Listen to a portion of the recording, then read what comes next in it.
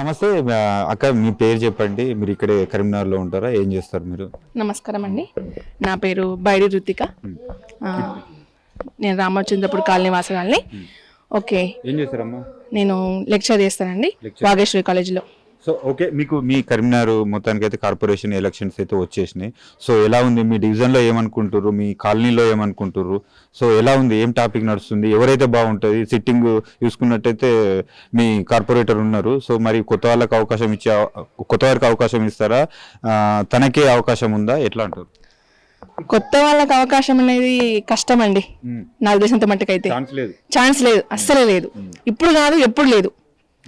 ఇప్పుడు కాదు, ఎందుకు అంటారా? మా జయక్క అంటే ఒక ప్రజాప్రతినిధే కాదు, ప్రజల మనిషి. ఆమెకి ఏది ఇచ్చినా నిలబెట్టుకునే సత్తా ఆమెకు ఉంది. అది నేను చూశాను. 10 సంవత్సరాల నుంచి మీకు ఉంటున్నాము, అది చూస్తూనే ఉన్నాము, ఇక మీరు చూస్తాము. మా కాలనీ డెవలప్ కావడానికైనా, అన్నిట్లో మేము ముందుండడానికైనా మాకు ఒక పండుగ వాతావరణం, మాకు ఒక అండ, మాకు ఒక బలం అంటే మా చొప్పరి జయశ్రీ వేణు వీళ్ళే. అంటే అందుబాటులో ఉంటారు కాలనీ వాసులకు? అందుబాటులో కాదు, ఎనీ టైం.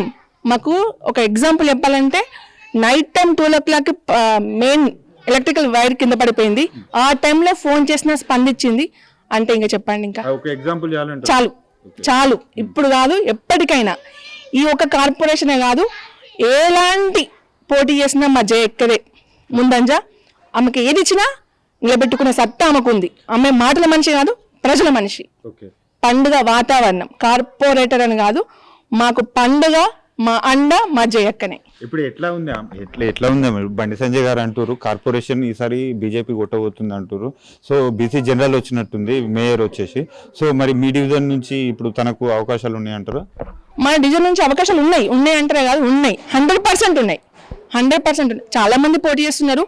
ఎంతమంది పోటీ చేసినా వాళ్ళు ఎవరిని మనం అజ్జేయద్దు. మా జయక్క మాత్రం ఖచ్చితంగా 100కి 100% మా జయక్కదే విన్నా.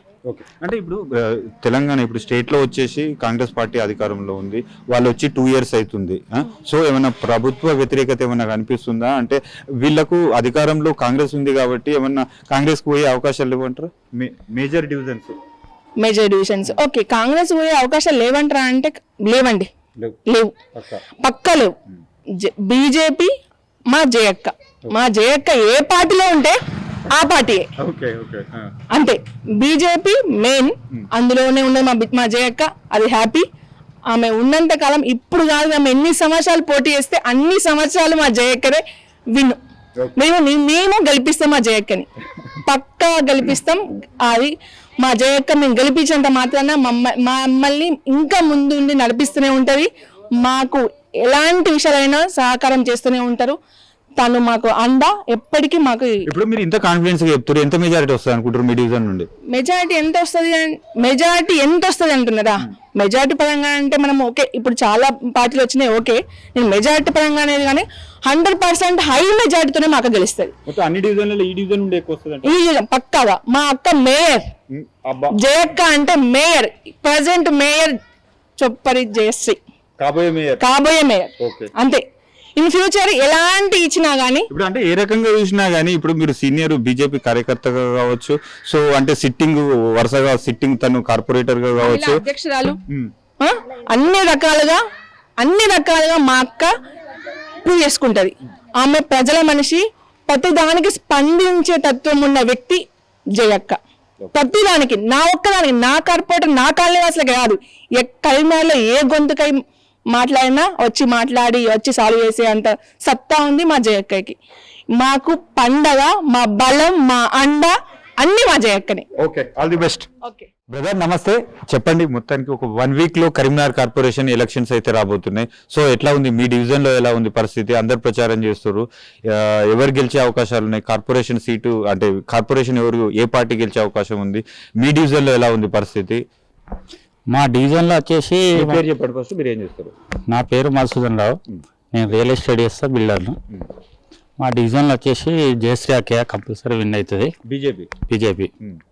మాకు చాలా సంవత్సరాల నుండి చిన్న ప్రజలకైనా ఎవరికైనా కానీ ఎలాంటి సమస్య వచ్చినా తొందరగా స్పందిస్తారు. ఎవరైనా చనిపోయినా, ఎవరికి ఏ కష్టం వచ్చినా తొందరగా వచ్చి రెస్పాండ్ అవుతుంది. మా ఏరియాలో అందరికీ చాలా సుపరిచితురాలు. అందుబాటులో ఉంటారు అక్క? 24 hours అందుబాటులో ఉంటారు.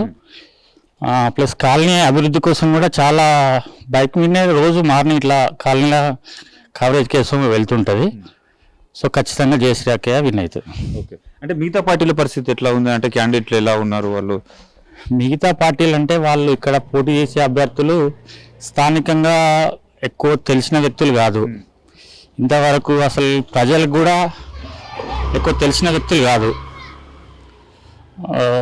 వాళ్ళు ఎంత చేసుకున్నా కానీ ఇక్కడ జయశ్రీ అక్కయ్య అంటే బ్రాండ్, సిట్టింగ్ కాబట్టి సిట్టింగ్ బ్రాండ్, మొత్తం జయశ్రీ అక్క బ్రాండ్ కన్ఫామ్గా ఒక 2000 ఓట్ల మెజార్టీ తోటి గెలుస్తుంది. అబ్బా, ఓకే ఓకే. సో ఎట్లా ఉంది ఇక్కడ స్థానికంగానైతే మరి MLA BRS MLA Gangula Kamalakar గారు ఉన్నారు, ఎంపీ చూసుకుంటే బీజేపీ కేంద్ర మంత్రివర్యులు బండి సంజయ్ గారు ఉన్నారు. ఎవరి ప్రభావం ఎలా ఉంటుంది? సో ఇప్పుడు మిగతా కార్పొరేషన్లకు ఈ కరీంనగర్ కార్పొరేషన్కు చాలా డిఫరెంట్. ఇది స్మార్ట్ సిటీ కింద ఎక్కువ నిధులు వస్తున్నాయి, అభివృద్ధి కార్యక్రమాలు చాలా వేగంగా అవుతున్నాయి. సో ఏం చెప్తారు? వాస్తవంగా బండి సంజయ్ గారు మన కరీంనగర్కి ఇప్పుడు పొన్నం ప్రభాకర్ గారు ఉన్నారు, అసలు కరీంనగర్ పట్టించుకున్నది లేదు. గంగుల కమలాకర్కు ఇప్పుడు అధికారం ఉన్నా కానీ ఏం చేయలేని పరిస్థితి. బండి సంజయ్ గారికి తెచ్చిన నిధులతోటే ఇప్పుడు మనకు కొంచెం అభివృద్ధిలో ముందుంది. ఇప్పుడు ఈ రోడ్లు కానీ ఈ మెయిన్ రోడ్ అయినాకనే ఇక్కడ ఈ రామచంద్రపూర్ కాలనీ కొంచెం బాగా డెవలప్ అయింది. వాటర్ కానీ అన్ని విధాలుగా ఇప్పుడు బండి సంజయ్ ద్వారా ఎక్కువ కరీంనగర్లో ప్రాబల్యం ఉంటుంది. కరీంనగర్ ప్రజలు ఏంటంటే 3 పార్టీల ర్యాంకులను ఎన్నుకున్నారు. MP BJP, MLA BRS, minister Congress. Ponnam Prabhakar గారు మన అసలు కరీంనగర్ గురించి ఏం పట్టించుకున్నా లేవు అని ఉస్నాబాద్ చూసుకుంటుండే, ఆడ 150 పడకల హాస్పిటల్ కట్టుకున్నాడు, అట్టే ఉంటుండు, ఎక్స్పెక్టేషన్. సో స్థానికంగా ఇప్పుడు బీఆర్ఎస్ ఎమ్మెల్యే ఉన్నా కానీ ఆయనకు ఫండ్స్ రావు, స్టేట్ నుండి కూడా ఏం రిలీజ్ చేయరు. ఎక్కువ ఇప్పుడు బండి సంజయ్దే ఇక్కడనే హవా ఉంది. మా జయశ్రీ అక్కయ్య గెలిస్తే మేయర్ కానీ డిప్యూటీ మేయర్ కానీ గెలిచే ఛాన్సులు ఉన్నాయని మా ప్రజలల్లో మేము. ఇప్పుడు మీ వాడకట్ల ఎట్లా ఉంది మీ కాలనీలో? అంటే జనరల్ గా ప్రజలైతే టాపిక్ అయితే నడుస్తుంది, ఎలక్షన్ నడుస్తుంది కాబట్టి. సో ఎట్లా ఉంది ఇంకా మొత్తానికి? ఇప్పుడు బండి సంజయ్ గారు అయితే చెప్పారు, కాన్ఫిడెన్స్ గా చెప్పారు, ఈసారి బీజేపీ కొట్టబోతుంది కరీంనగర్ కార్పొరేషన్ అని. బీజేపీ కంపల్సరీ కొడుతుంది ఈసారి. మాకు ఇక్కడ జయశ్రీ అక్కయ్య గెలుచుడు గురించి కాదు, మేము మాకు డిప్యూటీ మేయరా కావాలని మా కోరిక అంతే. అది 2000 ఓట్ల మెజార్టీ వస్తుంది. మాకు రామచంద్రపూర్ కాలనీ కాదు, కరీంనగర్లోనే చాలా సుపరిచితురాలు జయశ్రీ అక్కయ్య. ఓన్లీ ఇక్కడ మా కాలనీ అని కాదు. అది ఓకే. నమస్తే. ఇప్పుడు మనమైతే ప్రస్తుతానికి 12 డివిజన్లో ఉన్నాం. కరీంనగర్ కార్పొరేషన్ ఎలక్షన్స్ జరుగుతున్నాయి కదమ్మా, చెప్పండి మీ డివిజన్లో ఎలా ఉంది? అందరూ ప్రచారం చేస్తున్నట్టున్నారు, బీజేపీ కాంగ్రెస్ బీఆర్ఎస్ అంతా ప్రచారం చేస్తున్నారు. సో సిట్టింగ్ ఇక్కడ జయశ్రీ గారు ఉన్నట్టున్నారు. సో మరి కొత్త వాళ్ళకు అవకాశం ఇచ్చే ఉందా, ఛాన్స్ ఉందా, లేదంటే ఇప్పుడు తనకే మరోసారి అవకాశం ఇస్తారా? ఎట్లా ఉంది పనితీరు, ఎలా ఉంది? ఫస్ట్ చెప్పండి, కార్పొరేటర్ గా జయశ్రీ గారి పనితీరు ఎలా ఉంది?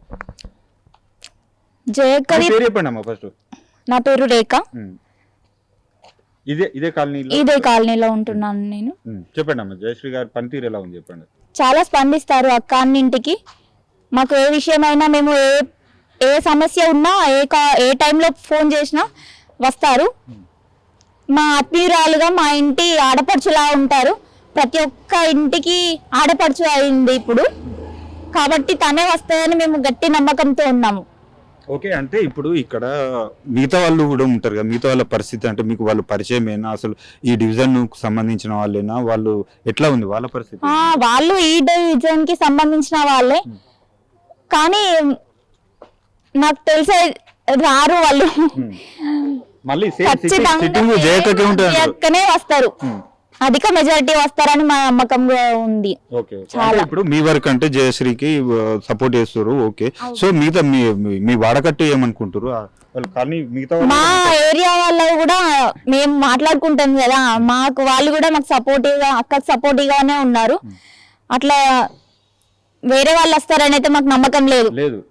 పక్కా అక్కనే వస్తారు. ఓకే అమ్మ, మీ పేరు చెప్పండి. ఇక్కడ ఇదే కాలనీలో ఉంటారా? మాది ఇదే కాలనీ. నా పేరు సరిత. ఎట్లా ఉంది అమ్మా ఇప్పుడు కార్పొరేటర్ గా తను పనిచేసారు, జయశ్రీ గారు సిట్టింగ్ ఉన్నారు. సో మిగతా వాళ్ళు కూడా ఇప్పుడు ఈసారి పోటీ చేస్తున్నారు కదా, మళ్ళీ ఎలక్షన్స్ వచ్చినాయి కదా. సో ఎట్లా ఉంది మరి? వేరే వాళ్ళు పోటీ చేసినా వేరే వాళ్ళకి ఓటేసే ఉద్దేశం అయితే మా కాలనీలో ఎవరికి లేదు. మా 12వ డివిజన్ లో మా జయక్కను కాదని వేరే వాళ్ళకి ఓటేసే ఉద్దేశం అయితే ఎవరికి లేదు. ఎందుకమ్మా ఒకసారి కొత్త వాళ్ళకు కూడా అవకాశం కొత్త ఇవ్వచ్చు. వాళ్ళకి అవకాశం ఇవ్వాలంటే మాకు ఆమె చాలా ఆత్మీయురాల్లాగా మాకు ఎనీ టైం 24 hours అవైలబుల్ గా ఉండే కార్పొరేటర్ వదిలిపెట్టి మాకు ఎవరో తెలియదు ముక్కు ముఖం తెలియని వాళ్ళకేమో ఓటెట్లు ఇస్తాం సార్. ఓకే, ఇప్పుడు మరి ఇప్పటి పరిస్థితి ఎట్లా ఉంది అంటే ఇప్పుడు పరిస్థితి వాళ్ళు ఏదో సాధిస్తాం అన్నట్టు వస్తున్నారు కానీ వాళ్ళు ఘోర పరాజయం పొందుతారు. వాళ్ళు అయితే ఖచ్చితంగా రారు. భారీ మెజారిటీతోని మా జయశ్రీ అక్కనే మేము గెలిపించుకుంటాం పక్కా. కాలనీ మొత్తం మా డివిజన్ 12వ డివిజన్ మొత్తం అందరూ ఖచ్చితంగా మంచి భారీ మెజారిటీతోనే గెలిపిస్తాం. ఓకే, మీ పేరు చెప్పండి అమ్మా, మీరు ఏం చేస్తారు? మీ పేరు ఇదే కాలనీలో ఉంటారా? ఇదే కాలనీలో ఉంటాం మేము. 5 years నుంచి ఇక్కడే ఉంటున్నాము హౌస్ తీసుకొని. అంటే మేము ఈ 5 years లో చూసినప్పటికీ అక్క ఎవరితో ఎట్లుంటది అనేది మాకు 5 years అక్క గురించి చాలా అర్థమైపోయింది. అందరితో కలివిడిగా ఉంటది. ఎవరికి ఏ హెల్ప్ కావాలన్నా టైం అనేది చూడదు. ప్రతి ఒక్కరికి అందుబాటులో ఉండి చేస్తుంది. ఇంకా వేరే వాళ్ళు నిలబడ్డరు అంటే ప్రతి ఒక్కరు చూస్తారు కదా. ఈ 5-10 years లో తను చేసింది అన్నిటినీ చూసుకొని పాజిటివిటీ ఉంది కాబట్టి తననే గెలిపించడానికి 100% ఉంది. వేరే వాళ్ళకి ఛాన్స్ లేదంటారు? లేదు లేదనే అంటే డబ్బు ఒకవేళ ఆ టైం కు ఎలక్షన్ టైం కు డబ్బు ప్రభావం డబ్బు ఒకటే ప్రాధాన్యత కాదు కదా. అంటే మామూలుగా బెండ్ అవుతారు కదా డబ్బులకు.